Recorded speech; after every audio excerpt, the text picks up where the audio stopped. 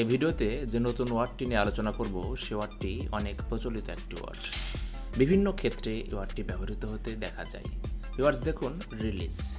Release শব্দটি আমরা বারংবার বিভিন্ন ক্ষেত্রে ব্যবহার করে থাকি। আসলে রিলিজ শব্দটি কী অর্থে ব্যবহৃত হয় এবং এর বাংলা অর্থ কী আমরা এই ভিডিওতে জানতে পারবো। শুরুতেই রিলিজ শব্দের সংজ্ঞা দেখে নিই।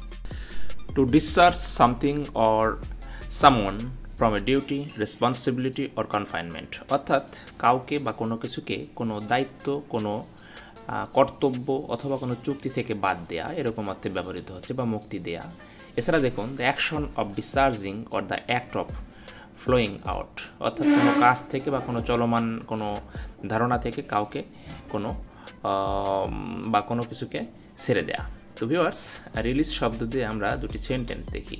The hospital released the patient after a full recovery, অর্থাৎ হাসপাতাল কর্তৃপক্ষ বা হাসপাতাল পেশেন্টকে, রোগীকে ছেড়ে দিয়েছিল পুরোপুরি রোগমুক্তির পরে। Or the factory releases West into the water, অথবা কলকারখানা এর বর্জ্য পদার্থগুলো পানির মধ্যে নিক্ষেপ করছিল।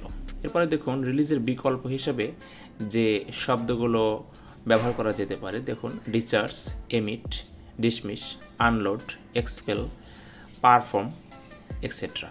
এসব ডিউটি থেকে মূলত, অর্থাৎ কোনো ডিউটি থেকে বাদ দেওয়া, নির্গত করা, ডিসমিস করে দেওয়া, এগুলো সাধারণত রিলিজ শব্দটি ব্যবহার করা হয়ে থাকে। এখন দেখুন, রিলিজ শব্দটির বাংলা অর্থ কী। রিলিজ শব্দটির বাংলা অর্থ হচ্ছে মুক্তি দেয়া, ছেড়ে দেয়া, দায়িত্ব পালন করা থেকে বা নির্গমন, মুক্তি, বহিষ্কারণ, অর্থাৎ সব কিছুই বা কোনো কিছু বা কোনো মানুষ বা কোনো বস্তুকে কোনো দায়িত্ব কর্তব্য থেকে রেহাই দেওয়া বা মুক্তি দেয়া। ধন্যবাদ।